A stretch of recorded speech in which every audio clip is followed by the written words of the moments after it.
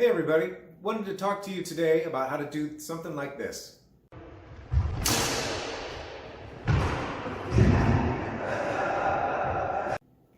Okay, maybe not necessarily that effect, but the idea behind it is still the same. Today I want to talk to you guys about how to use feints in the midst of the attack. Now, I know that there's a lot of people out there that have a lot of different opinions on this. There are some people who say that they don't use feints because they think that they are too dangerous. And if you use them incorrectly, they're absolutely correct. It can be too dangerous. But if you use them properly, meaning that you're using the proper technique, you're selling the feint, you're also doing it from the right distance, then feints can be a very effective tool for luring your opponent's defenses to an area that has absolutely nothing to do with your intended attack. So, what do I mean by a feint? A feint is an action that you show to your opponent that makes them believe that they are being attacked in one area when in fact you intend to attack them in a totally different area. I use them all the time for many and very different reasons.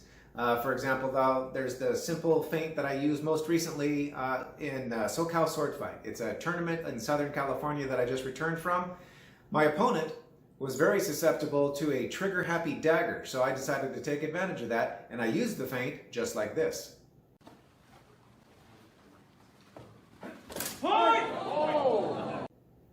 And then, of course, there's other types of feints that you can use depending upon where you want to go.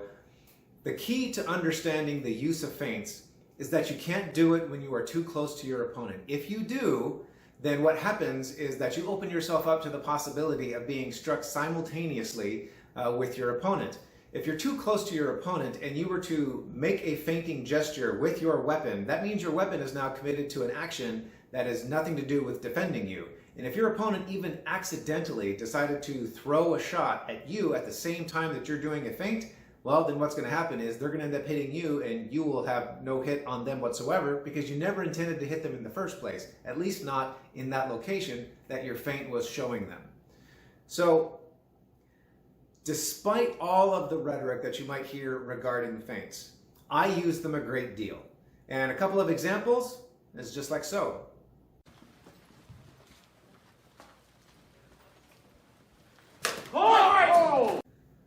One of my most well-known feint attacks is actually a shot that I use where I feint to the leg and then shoot straight up to my opponent's head.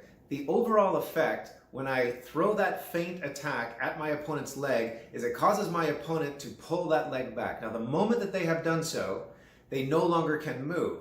And when you cannot move, that is 50% of your defense has completely gone away. So, it is a very effective attack that I have found because a lot of swordsmen out there, instead of actually retreating away from a perceived threat, they will simply pull their leg back, which of course causes their head and their body to move forward. Well, that leaves them very vulnerable to what I do next. And that attack looks a little like this.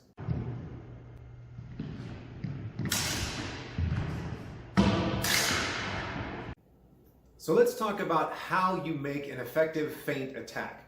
Trust me, it's not just simply about throwing out something at your opponent and hoping they bite off on it. You have to do it properly or you'll end up with a situation whereby you're using it incorrectly and it actually creates a vulnerability in your own style. So, as I said early on, measure is a key part of being able to give an effective feint toward your opponent. Now, what do I mean by that? That measure meaning you have to be at the right distance from your opponent in order for it to be believable. If you try to feint toward your opponent and you are just too far away, even a beginning swordsman is not going to fall for that. They're going to see easily that you are just too far away, and maybe they even believed it was a real attack at first, but they're too far away, they're not really going to throw up their defenses for it, and therefore you're not going to get the reaction that you're hoping for. You also need to make sure that you are not too close to your opponent. If you are, as I said earlier, you open yourself up to the possibility of being struck with a real attack while you are initiating a fake attack. So make sure that you're operating from that proper measure. A proper measure is going to be one whereby if you were to have committed to a real attack, you could have potentially have reached out and hit your opponent. Now, mind you, this doesn't mean just simply throwing your sword out there and with the extension of your arm, you can reach them. That's not what I'm talking about. I'm talking about whether it's a full lunge or whether it was an advanced lunge. You need to be at a distance that is believable to your opponent that they are under threat. Next up is that you have to make sure that you make the feint believable.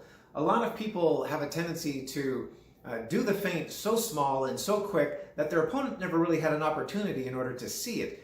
If you want your opponent to bite off on that fake attack, whether it's to make their dagger move someplace or make their sword, moving in one direction when you're attacking in another, you have to make sure that the feint is big enough for them to see it. And you have to make it believable. And there are many ways that you can do that. Sometimes you can utilize sound, whether it's stomping of your foot, whether it is a vocal sound.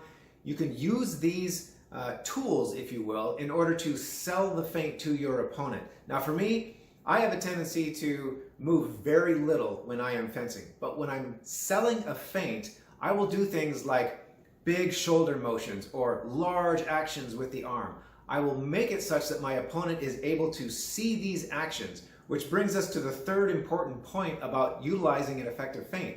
You start big, but you end small. Now what that ultimately means is that if you want your opponent to believe this is a real attack, make sure that your attack is a large motion, large enough for them to be able to see it. But then when you do, let's say for example, the disengage lunge, if you're going to feint, disengage lunge against your opponent, start big, but then when your opponent bites off on it, your disengage and your attack to the body is very small. You're going to do that so that way your opponent has no idea that they missed the parry entirely, and by that time, it's too late. So again, number one, have good measure. Number two, make it believable. And number three, start big and end small. If you have any questions on that, you guys just let me know. I'll be more than happy to help you out where I can.